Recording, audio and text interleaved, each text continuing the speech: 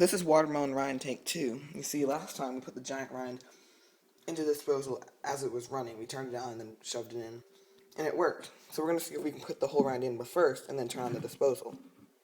So the rind's in there. Turn it on. Let's see if it works.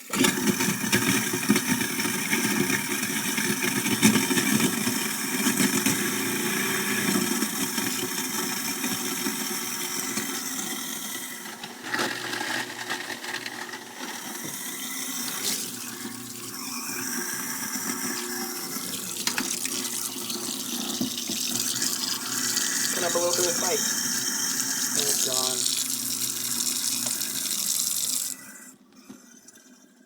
So yes, you can also just feed it in and just listen. It's all clear. That's it. This is the Insinkerator 100SS. See y'all later.